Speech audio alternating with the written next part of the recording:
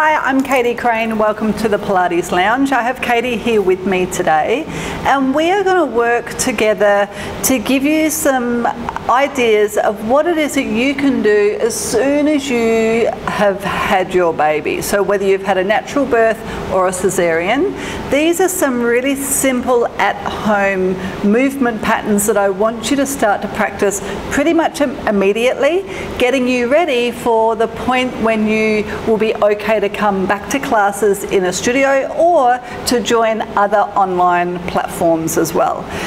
So I've got Katie laying on her back here, and one of the very first things that we do when we see women post-pregnancy is check for any herniation in the rectus abdominis. So your rectus abdominis are through here in your tummy.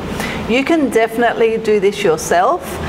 You can also get this tested when you go and see your health professional just to check up on you post-baby, like when you first had your baby. So I'm just going to pop Katie's belly button is right below my fingertips now. So I'm actually going to pop my fingers below Katie's belly button, just in here, and I'm going to put a little bit of pressure. Now I'm going to get Katie to keep her tummy muscles nice and relaxed and just lift her head and chest off the floor as if she's going to roll up to sitting. Right, so I'm just going to pop my fingers here. You can just lift your head and chest, yep, and then lower on down. And then I go along the line, go again, and then come on down, and then again. Good. So all I've done is pop my fingers into an area which often for a lot of women will split open. It's normal for you to have a split in here. What you want to make sure is that your tummy muscles are not pushing up. So when you lift your head and chest off of the floor, you want to make sure that there's no herniation or no little triangle pushing up out of that space.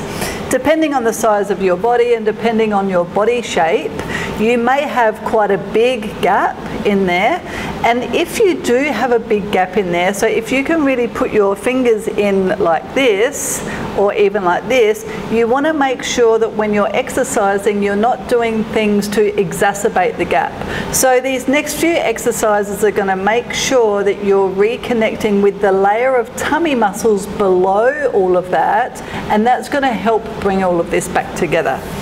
So personally, I had a cesarean, and I started these particular exercises the day that I had my baby in hospital, just to start to reconnect with those tummy muscles. So go ahead and pop your hands onto the front of your hips, Kate. Yeah. So on the front of your hips, you've got these two little bones. In here, we're going to call them your headlights. So those two bones are going to be facing the ceiling, or the headlights are facing the ceiling. Now I want you to keep those bones facing the ceiling and without grabbing, so the tummy muscles up around your rib cage is going to stay nice and relaxed. So try not to brace those tummy muscles, but could you get a sense now of drawing the two headlights closer together? And then relax that. Make sure you're not bracing at all. Take a deep breath in. As you breathe out, draw those hip bones together. That's better. And relax it. Good. We're going to do 4 more of them. As you exhale, draw those hip bones together. And then inhale to relax it. And again, exhale as you draw together. Inhale as you relax it. 2 more. Exhale, draw together. And relax. Last one. Exhale, draw together. Good. So that's something that you can do immediately regardless of whether or not you've had a cesarean or a natural birth. Now you'll notice that I was cueing Katie when to exhale. The tummy muscles, in the really deep tummy muscles, and in particular if you've had a cesarean, those tummy muscles that had to be cut through to retrieve your baby, they are connected when you exhale. So it's very, very important to be breathing to get these muscles to work. It's normal, whether you've had a cesarean or a natural birth, that you don't feel these muscles connecting at the moment, partly because the fibers have been stretched so much, but just by doing the deep breathing, it will start to bring them back together. So those deep breathing techniques are really important, which we're going to practice a little bit more now. So now if you go ahead and pop your hands onto your ribs, at the front of your ribs, your fingertips together. And as you inhale, I want you to feel how your fingertips come apart. And then as you exhale, your fingertips come back together. We're going to do 6 of these. Inhale, it's because you inhale that your fingertips come apart, and because you exhale that they come together. Which means that as you inhale and your fingertips come apart, your rib cage really fills up a lot, and as you exhale, all of your air comes out of your lungs. You've got 3 more breaths there. Deep inhale into your hands, and deep exhale. 2 more. Inhale and exhale. Just 1 more.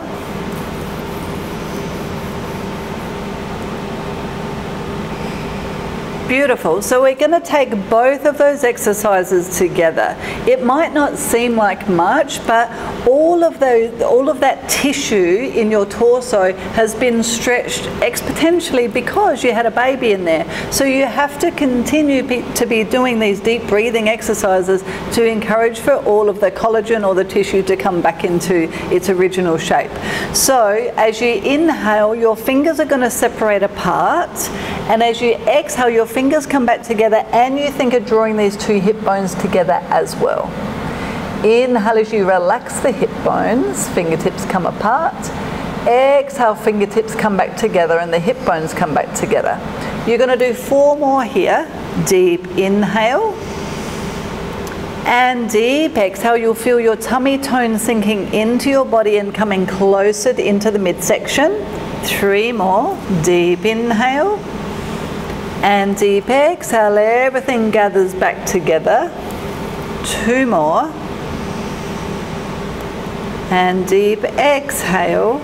Good. Just 1 more. Keep that neck and shoulders relaxed.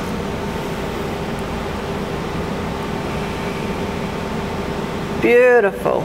Okay, so now we've practiced your deep breathing technique. We're going to practice that in a few different positions as well. But another exercise that I want you to be practicing immediately is what's called knee folds. So you'll see Katie's knees at the moment are facing the ceiling. Her hip bones, her headlights are also facing the ceiling. Now, your neutral body position is your natural position that you lay in. So for a lot of us, there's a little bit of space between the lower lumbar spine or the lower mid-back, depending on the shape of your body, but for most of us, there's just a little bit of space. I want you to keep whatever space you have now, so whatever is your natural shape, without it putting any pressure on your low back. If you're feeling pressure in your low back, I want you to pop a pillow underneath your head just to elevate the head a little bit, and that will take any pressure off of your low back, right? But ultimately, you're staying laying in this exact shape. What I'm looking at on Katie's body is that these 2 headlights stay facing the ceiling, so they're not to wobble around the place. So just slightly, I want you to take your knee that's closest to the screen out to the side, and then bring that knee back into the center. Your breath pattern is going to be inhale as you take the knee out, and exhale as you bring the knee in. You're going to do 6 of them total. The whole time what I'm looking at is that those pelvic bones don't shift at all. If you're a little bit unstable, the bone will want to move out with the knee, but I'm asking for you not to allow that to happen. When you're able to sustain that stability and keep your pelvis steady and only move your leg out and in, then those deep tummy muscles are starting to do their job. Now, if you've just had your baby, it's absolutely normal for you not to necessarily feel those muscles at the moment. that's okay. But we know that the job of those muscles is to keep your pelvis steady when you're doing basic movement like this. So just the fact that you're able to sustain that, then we know that those tummy muscles are doing their job. Let's do the other leg. Inhale as you go out, and exhale as you pull back in. Now this is absolutely safe for you to do. You can do 6 on that side. This is absolutely safe for you to do if you've had a cesarean. Immediately, it's okay, right? If you feel a little bit uncomfortable, that's okay. Just reduce the range of the leg to where you do feel comfortable to do that. Same with if you've had the vaginal birth, you're absolutely fine to do these types of movements. In fact, these are the initial movements that you want to be doing to get your pelvic floor starting to tone again as well. So these are immediate exercises. You can do these in the hospital bed if you were still in hospital, right? You definitely do them as soon as you get home. Ideally, you're laying on a hard surface, but if you are in bed, that's okay as well. You're better off doing something than nothing. If you're comfortable enough to get down on the floor, then jump down on the floor and do them. You got one more, is that it? That's it. Okay, perfect. So now we're going to add both sides together. The movement is going to be less than what you were doing, but you're going to inhale both knees out slightly, exhale both knees back in slightly. Good. Now you've got 6 times here. Again, what I'm looking at is the pelvis is staying steady and the shape of the back is not changing. You definitely want to be using your breath. So inhale as the knees go out, exhale as your knees bring in. Now you're trying to get a feeling of some depth through your tummy tone without bracing at all. So the bracing tends to happen if you're holding your breath, which is the importance of that deep breathing technique. So even if you get the breath mixed up, that's okay. Just make sure that you're not holding the breath. You've got a couple more here. Inhale out and exhale, draw it back. Last one.